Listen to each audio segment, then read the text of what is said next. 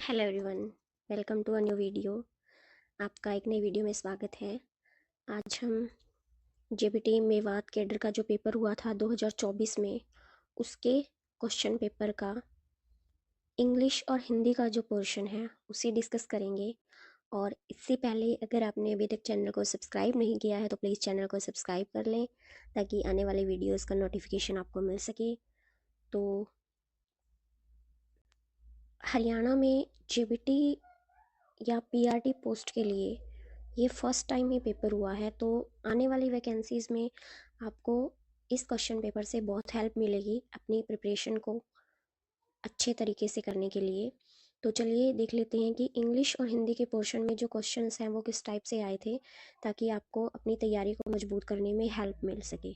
ठीक है, so question number 81 English language का जो पोर्शन है उसमें हमसे पूछा गया है evaluation in teaching English language कंपोजिस।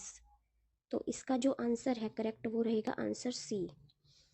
ए और बी दोनों ही ऑप्शन यहाँ पे करेक्ट हैं, क्लासरूम मैनेजमेंट और क्लासरूम डिसीजन मेकिंग। और जो बी ऑप्शन है analysing and interpreting information for learners, तो यहाँ पे दोनों ही ऑप्शन है वो ठीक है। नेक्स्ट आपको एक पैराग्राफ दिया गया है, ठीक है, और यहाँ से आपको दो क्वेश्चंस के आंसर देने हैं इस पैराग्राफ से।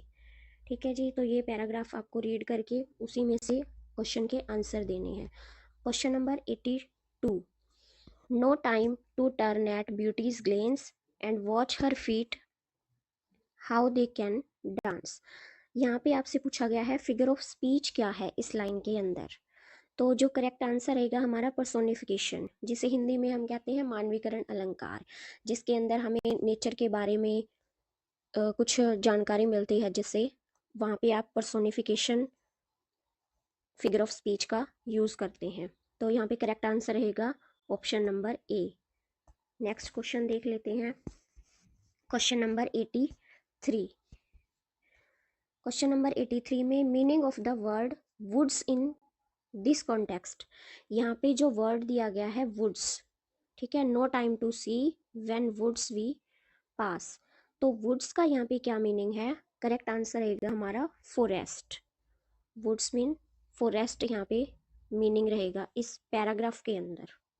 ठीक है जी, नेक्स्ट क्वेश्चन है हमारा fill in the blanks. Question number 84, यहाँ पे आपको प्रपोजिशन बतानी है कि इन चार में से यहाँ पे करेक्ट प्रपोजिशन कौन सी रहेगी। They are planning to go for a stroll, और करेक्ट आंसर यहाँ पे क्या आएगा हमारा along, along the river bank. Next है क्वेश्चन नंबर 85, जहाँ पे हमें पूछा गया है मैगजीन्स ऑफ टीचिंग। टीचिंग के मैगजीन्स कौन कौन से होते हैं। तो हमें पता है कि जो proceed from simple to complex, ये भी करेक्ट है। Proceed from particular to general, ये भी करेक्ट है। और proceed from whole to parts, तो ये तीनों ही टीचिंग मैगजीन्स होते हैं। तो हमारा जो आंसर रहेगा वो रहेगा option number D, all of the above. Next है question number 86, choose the alternate which best expresses the given sentence in the direct and indirect speech. हमसे पूछा गया है यहाँ पे कि Anmol said to her don't read so fast. इसका correct answer क्या रहेगा, हमें डायरेक्ट इनडायरेक्ट स्पीच दिया गया है, जिसका ऑप्शन हमें बताना है कि कौन सा रहेगा। तो इसका करेक्ट आंसर रहेगा option number A, Anmol told her not to read so fast. Next है question number 87, students with speech defects में, जिन स्टूडेंट्स को स्पीच डिफेक्ट्स होते हैं उनके लिए इनमें से कौन सा ऑप्शन है वो करेक्ट रहेगा। फर्स्ट ऑप्शन दिया गया है need more time to orally answer questions, कि उन्हें किसी क्वेश्चन का आंसर देने के लिए एक्स्ट्रा टाइम की ज़रूरत होती है, ये हमें पता है। तो ऑप्शन नंबर ए हमारा करेक्ट रहेगा। ऑप्शन नंबर बी हमें पूछा गया है use assistive technology to better communicate, क्या हमें उनसे कम्युनिकेट करने के लिए किसी टेक्नोलॉजी का, असिस्टिव टेक्नोलॉजी का यूज़ करना चाहिए, बिल्कुल करना चाहिए। तो ऑप्शन नंबर बी भी करेक्ट रहेगा। नेक्स्ट ऑप्शन सी में दिया गया है also be at risk for being targeted by bullies, कि वो हमेशा बुलीज या किसी का टारगेट बने रहते हैं। तो ये ऑप्शन भी करेक्ट रहेगा, क्योंकि जिन बच्चों को बोलने में दिक्कत होती है हमेशा उनका मजाक उड़ाया जाता है, ठीक है, वो किसी ना किसी के टारगेट पे रहते हैं। तो ये तीनों ही ऑप्शन करेक्ट है, तो हमारा आंसर हो जाएगा ऑप्शन नंबर डी। ठीक है, हमारा करेक्ट आंसर रहेगा ऑप्शन नंबर डी। चलिए नेक्स्ट क्वेश्चन, क्वेश्चन नंबर 88 देख लेते हैं। यहाँ पे हमसे पूछा गया है इन एक्सेंटिव रीडिंग। एक्सेंटिव रीडिंग दो टाइप्स की रीडिंग होती है, एक होती है इंटेंसिव रीडिंग और एक होती है एक्सटेंसिव रीडिंग।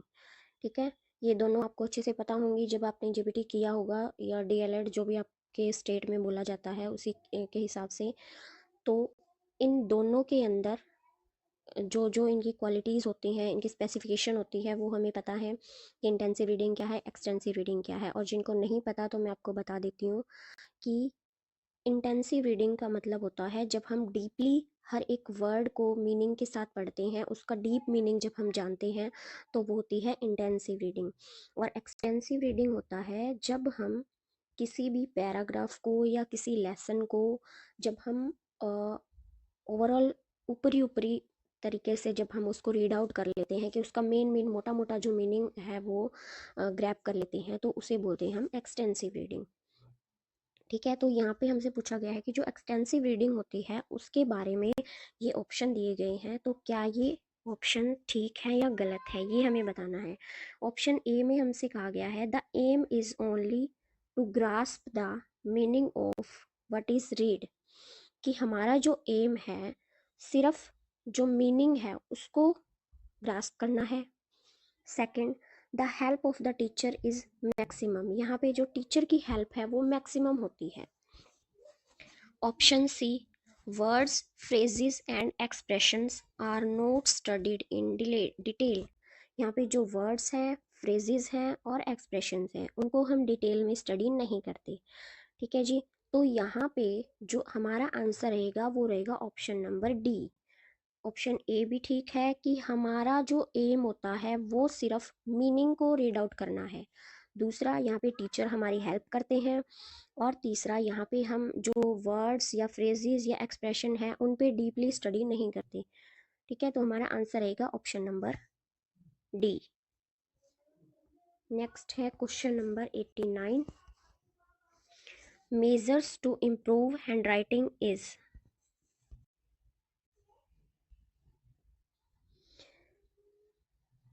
हमें हैंड राइटिंग को इम्प्रूव करने के लिए क्या क्या तरीके हैं वो अपनाने चाहिए।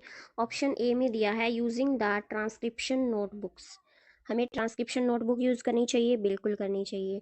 ऑप्शन बी है क्या हमें मॉडल राइटिंग करनी चाहिए पेपर के ऊपर, या फिर उसको हम फ्लैनल बोर्ड पे डिस्प्ले कर सकते हैं, बिल्कुल हम मॉडल राइटिंग करके बच्चों को दिखा सकते हैं। और नंबर 3 है use of over hand writing slips, हम उनको ओवर हैंड राइटिंग की स्लिप बना के दे सकते हैं जिससे उनकी राइटिंग है वो इम्प्रूव हो सके। तो हमारा आंसर रहेगा ऑप्शन नंबर डी। नेक्स्ट और इंग्लिश का जो लास्ट क्वेश्चन है, question number 89, active passive voice के अंदर ये क्वेश्चन दिया गया है। तो हमारा जो सेंटेंस है वो है Piyush pocket has been picked, Piyush pocket has been picked. तो इसको हमें चेंज करना है पैसिव वॉइस में। They have Piyush pocket picked, no ये नहीं होगा। Picking has been done to Piyush pocket, no. Picked has been Piyush pocket, नहीं ये भी गलत है। तो ये तीनों ही ऑप्शन गलत है, ऑप्शन नंबर डी करेक्ट रहेगा, क्योंकि जब हम इसे चेंज करेंगे has been picked, someone has picked Piyush pocket, option number D correct answer है। इसके बाद जो नेक्स्ट क्वेश्चन है वो है हिंदी का। तो 10 ही क्वेश्चन यहाँ पे हिंदी के पूछे गए थे। चलिए देख लेते हैं कि हिंदी भाषा में क्या क्या पूछा गया है। फर्स्ट क्वेश्चन वेरी इजी, सिर्फ हमें शुद्ध शुद्ध वाक्य बताने थे। तो फर्स्ट ऑप्शन दिया है मेरे को अभी बाजार जाना है, नहीं मेरे को गलत हो गया, मुझे को नहीं ये बिल्कुल ही गलत है, मुझे अभी बाजार जाना है मैं अभी बाजार नहीं, ये भी गलत है। तो ऑप्शन नंबर सी, ये तो बहुत आसान है, हिंदी बिल्कुल इजी पूछी गई है। से इंग्लिश भी ज़्यादा टफ नहीं कह सकते हम, एक दो क्वेश्चंस को छोड़ के बिल्कुल ही इजी पूछी गई थी हिंदी। हालांकि जो पेपर है वो इजी टू मॉडरेट था, लेकिन हिंदी इंग्लिश बहुत ज़्यादा इजी पूछी गई थी। Next question number 92। जो शब्द जिनके रूप में लिंग वचन पुरुष तथा कारक के कारण परिवर्तन नहीं होता, जिनमें परिवर्तन नहीं होता, उन्हें हम कहते हैं अव्यय।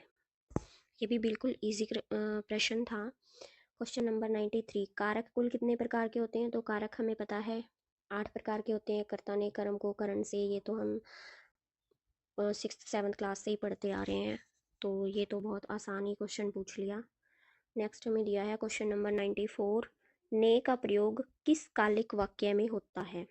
ने का प्रयोग, तो ने का प्रयोग जब हम वाक्य पढ़ते हैं तो हम देखते हैं कि जो भूतकाल के सेंटेंसेस होते हैं उनके अंदर मोस्टली ने दिया होता है। जैसे राम ने खाना खाया, या इस तरह के जो भी वाक्य होते हैं उनके अंदर ने का प्रयोग होता है। क्योंकि वर्तमान में हम कभी भी ने का हर सेंटेंस में यूज़ नहीं करते, एक आध इसके जो अपवाद हो सकते हैं, लेकिन जो मोस्टली ने का प्रयोग होता है वो भूतकाल में ही होता है। तो इसका आंसर रहेगा ऑप्शन नंबर ए।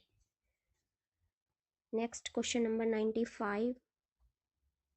दोहा छंद में कुल कितनी मात्राएं होती हैं? दोहा छंद में कुल कितनी मात्राएं होती हैं? तो यहाँ पे होती हैं 24 मात्राएं। नेक्स्ट है जी क्वेश्चन नंबर 96, जहाँ पे आपको एक पैराग्राफ दिया गया है और इसी पैराग्राफ से आपको क्वेश्चन के आंसर देने हैं। तो यहाँ पे क्वेश्चन हमसे पूछा गया है, यशोदा किसकी कसम खाती है? तो यहाँ है गोधन। यहाँ पे लिखा भी है पैराग्राफ के अंदर, मोही गोधन की सो हो माता तू पूत। तो किसकी कसम खाती है वो? गोधन की। नेक्स्ट क्वेश्चन है क्वेश्चन नंबर 97, जहाँ पे हमसे पूछा गया है छंद के बारे में। छंद शास्त्र का प्रारंभ किसके द्वारा हुआ था? तो यहाँ पे जो करेक्ट आंसर रहेगा वो रहेगा पिंगल, ऑप्शन ए। Question number 98। किसी व्यक्ति वस्तु या जगह के नाम को क्या कहते हैं? तो ये तो बिल्कुल ही इजी क्वेश्चन है, ऑप्शन नंबर बी, संज्ञा कहते हैं। Question number 99। रस कितने प्रकार के होते हैं?